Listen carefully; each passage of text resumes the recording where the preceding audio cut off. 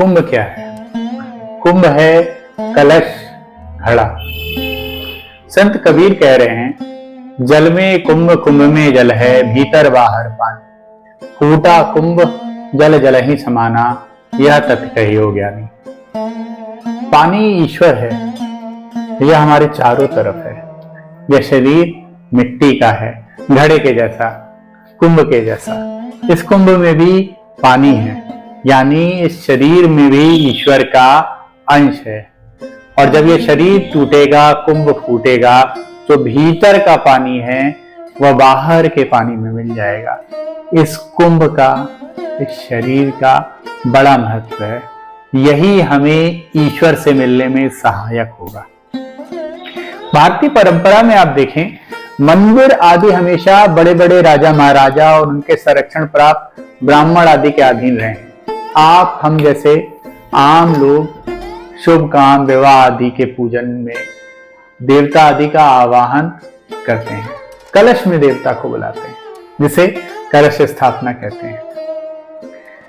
कलशस्य मुखे विष्णु, कंठे रुद्र समाश्रितः, मूले तस्य स्थितो ब्रह्म, मध्य मातृगण स्थित। कलश के मुख पर विष्णु है और उसके गले यानी कंठ पर रुद्र विराजमान है, और उसके मूल में ब्रह्मा है और मध्य में मातृगण है। सामान्य व्यक्ति जो मंदिर निर्माण, दान, यज्ञ आदि कर्म करने में सक्षम नहीं है, तो वो कैसे राजा या पुरोहित जितना पुण्य अर्जित करे?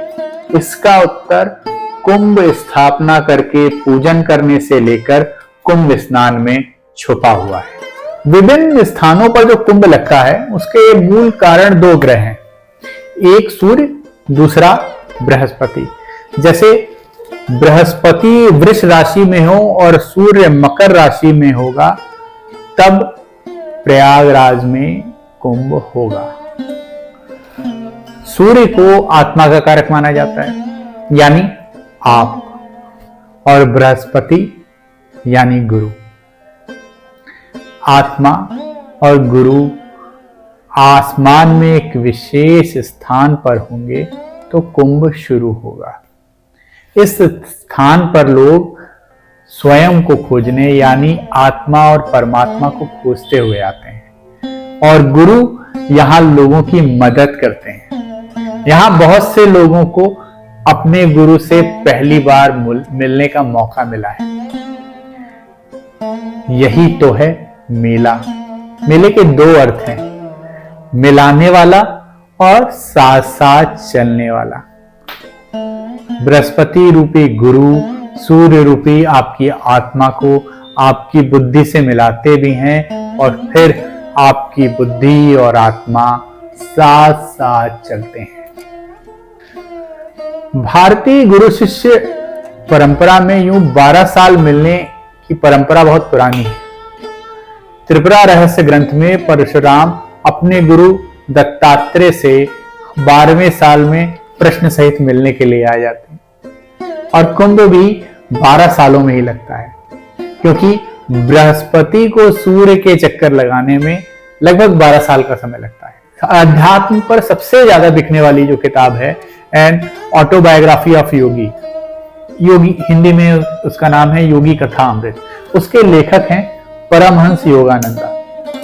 उनके गुरु श्री युक्तेश्वर गिरी को उनके अमर गुरु महाअवतार बाबा जी के प्रथम दर्शन यहीं कुंभ प्रयागराज में हुए थे।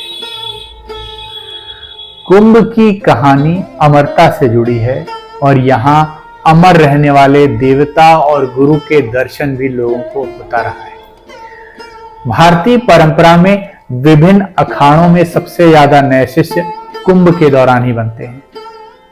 क्या आपको स्वयं की या अमरता की या अपने गुरु की या अपने मार्गदर्शक की तलाश है?